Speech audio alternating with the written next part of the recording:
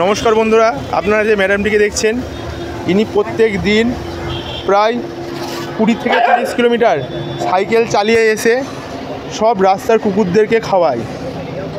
তো এখন উনি 55 তলাতে এসেছেন এখানের কুকুরদেরকে খাওয়াতে। চলুন আমরা ম্যাডামের সঙ্গে একটু কথা বলে নিই।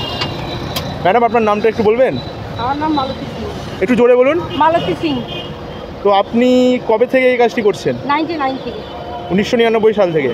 তো আপনি প্রতিদিন তাও কটা কুকুরকে খাওয়ান? আমার 200টা কুকুর খাই। আমার দুপুরে 100 কুকুর খাই, রাত্রে 100টা কুকুর, 200টা কুকুর খাই। তো আপনি কুকুরদেরকে এই যে খাওয়াচ্ছেন, আপনি এটা আমার নিজের পয়সা দিয়ে, নিজের পয়সা দিয়ে, নিজের রোজগারের পয়সা।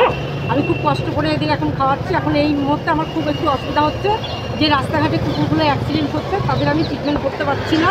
তারা মারাও যাচ্ছে, বিনা ট্রিটমেন্টে মারাও যাচ্ছে। যদি আমাকে কেউ পারে হেল্প করতে, তাহলে যারা ডগ ভালোবাসে তারা যদি এগিয়ে আসে তাহলে আমার খুব ভালো হয়। যেহেতু আমি কিছু ডগদেরকে সুস্থ করে তুলতে চাই।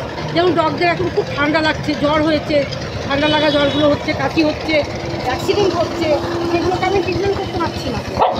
কিসের জন্য? যেহেতু ওষুধের প্রচণ্ড দাম, সেই ওষুধগুলোর এত দাম যে আমি কিনতে পারছি না।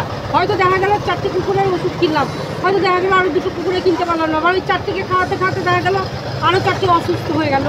তখন হয়তো কিনতে গেলাম, দেখা গেলো আমি ওদেরকে কমপ্লিট ওষুধ দিতে পারলাম না, তারা হয়তো রাস্তায় মারা গেল। তো আমাদের এইরকম দুঃখ, এত দুঃখ হচ্ছে যে মানে বলার কথা নেই। সবাই জানে যে আমি রাস্তায় খাবার দিই, অনেকেই দেখেছে, কিন্তু জানে না যে আমি এটা আমার নিজের টাকা দিয়ে খাওয়াই, আমার নিজের রোজগার করি, আমার নিজের পয়সা দিয়ে আমি খাওয়াই। সেটা তো কেউ জানে না অতটা, কিন্তু অনেকে জানে যে আমরা তার জন্য মায়না পাই, তার জন্য আমাদেরকে সরকার টাকা দেয়।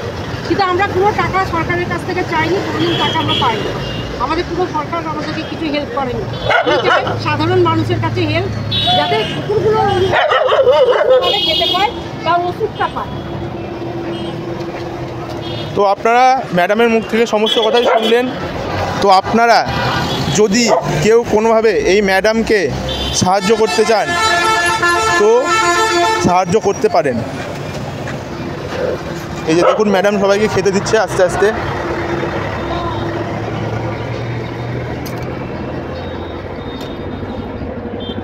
তো ম্যাডাম, আপনি এদেরকে প্রতিদিন কী খাবার দেন?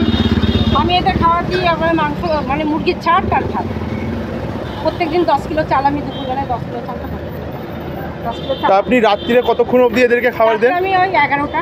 11টা অবধি টাইম বেজে যায় আপনার? হ্যাঁ, রাত 11টা হয়ে যায়। তাও কোন দিকে খেতে দিতে যান? আমি যাই জেলখানার স্টেশন যাই, লাইব্রেরি যাই, কালেক্টর অফিস যাই, তারপরে টেক্সটাইল যাই, তারপরে আপনার হচ্ছে পার্টি অফিস যাই, হ্যাঁ ওই দিকের চারিদিকে, বাস স্ট্যান্ড, তারপরে মধুপুর, এটা পুরোটা। তো আপনারা শুনলেন